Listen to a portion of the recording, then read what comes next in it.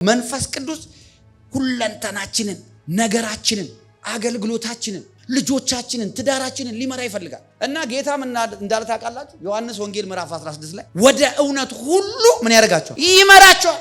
ኢየሱስ እውነት፣ ሕይወት፣ መንገድ ይላል።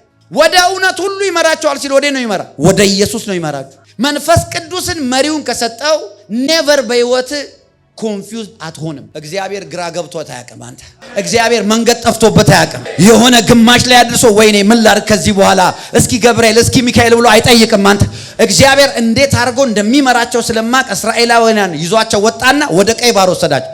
ወደ አስቸጋሪው መንገድ ወሰዳቸው። ለምን ቢባል ያውቃል። ውሃ ለእግዚአብሔር መንገድ ነው። ምናልባት ዛሬ ከፊታችሁ ውሃ አለ፣ ወጀብ አለ። መሪ ስትሰጥ ዛሬ በውሃ ላይ ትራመዳል። ወደ እውነት ሁሉ ይመራቸዋል። እውነት ኢዝ ኢኳል ቱ ኢየሱስ፣ ኢየሱስ ኢዝ ኢኳል ቱ ቃሉ። እግዚአብሔር ሲመራ ባይዘይ ከፊት ድላል። ራስህ ስትመራ ከፊት ውድቀታል። ሰይጣንን ተውተው። አሁን ችግሩ እኛ ነን። የልባችን ፍቃድ የራሳችን ልክ እንደ ዮናስ ማለት እሱ ግን ወደ ተርሴስ ኮበለለ። እግዚአብሔር ካለው ወደ ነነዌ ሲል አይ ብሎ ወደ ተርሴስ ኮበል አውቆ እኮ ነው። ገባችሁ? የሰው ልጅ ልቡ አስቸጋሪ ነው። የኛ ልባችን ወደ መሰልን ነው የሚፈልገው። የኛ ልብ ወደ ይሄኛው ፊዚካል አይናችንና ይሄ ናቹራል ማይንዳችን ወዳሰበው ነው የሚፈልገው። የኛ ምንም አይነት ውሳኔ ከመወሰኑ በፊት አንድ ክርስቲያን እንደሚያደርግ ታውቃለህ? ማይ ሊደር ይላል። ቤቱ ገብቶ በርከክ ይላል። ይሄ ነገር እኮ እንደዚህ አስቤ ነበር። ፋደር ምን ላድርግ? ዋት ሹድ አይ ዱ?